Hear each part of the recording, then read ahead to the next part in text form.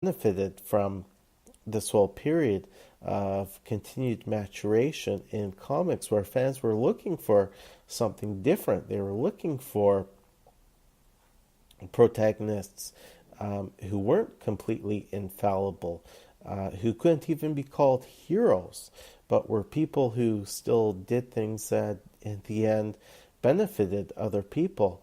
And what a neat concept Suicide Squad was. Villains taking advantage of possible pardons for their crimes by uh, involving themselves in missions where they had to put themselves at risk, where ultimately they were sacrificing themselves for the betterment of the world. And Suicide Squad really helped cement John Ostrander's status as a very talented comic book writer. He would also go on to write Firestorm, where he'd do some really interesting things with the Firestorm Matrix.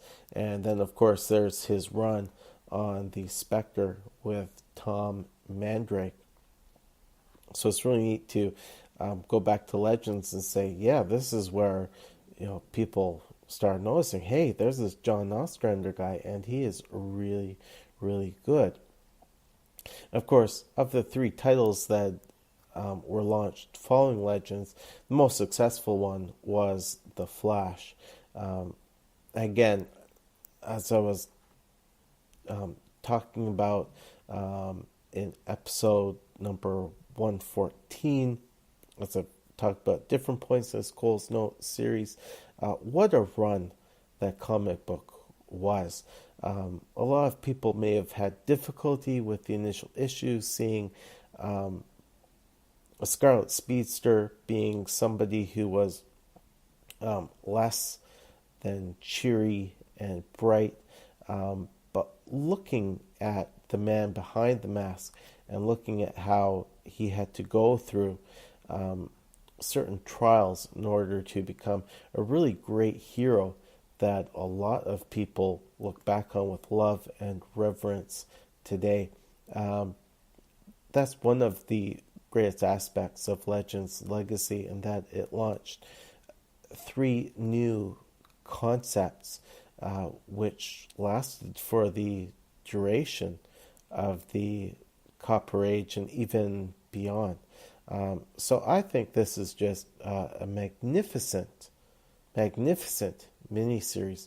And thinking about the current time we're in now with Rebirth, I know that there's been the Superman Reborn story, in which we have a Superman who shares aspects of the New 52, Superman's history, but this is an older Superman here, a more experienced Superman, and I have to wonder if at some point maybe Dan Jurgens or somebody else will show the Rebirth era Superman reflecting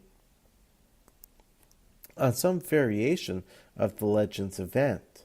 Um, because, yeah, I know that we've had a number of events that have changed the timeline, radically altered characters' memories, but as Mike Myers and so many other great podcasters have said before, these stories in the end are not out of canon. Everything counts.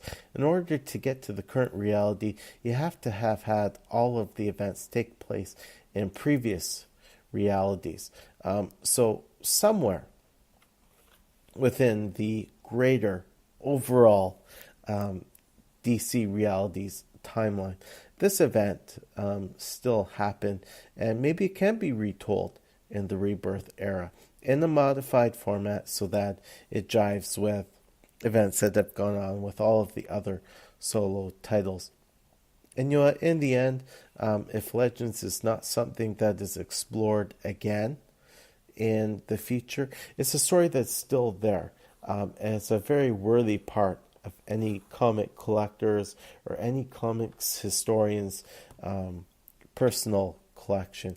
I know that I'll be putting this back on my bookshelf, and in years' time, I'll be cracking this out again and rereading it cover to cover. Actually, the first time I got to read Legends from cover to cover was for this Cole's Notes series.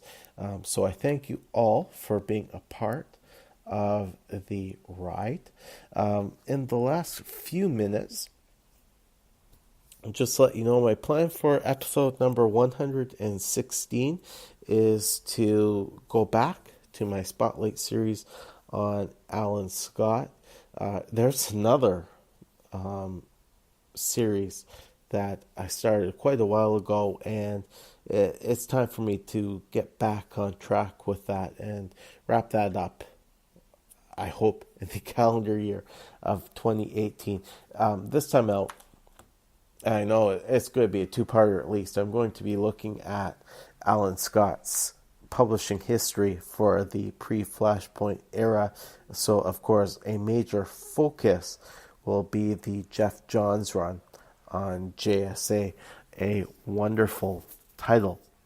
So that'll come your way in a couple of weeks' time, folks. In the meantime, if you want to get in touch with me, you can go on over to the Comics and History Facebook page and leave some feedback there. I've even got the messenger service up and running for Comics and History through Facebook. So if you want to send me an instant message, you can do that. Or if you prefer your traditional email format, the address is comicsandhistory@gmail.com. Would love to hear from you folks with your thoughts on DC's Legends. Alrighty then, folks, until another 14 days have come and gone, this class is dismissed.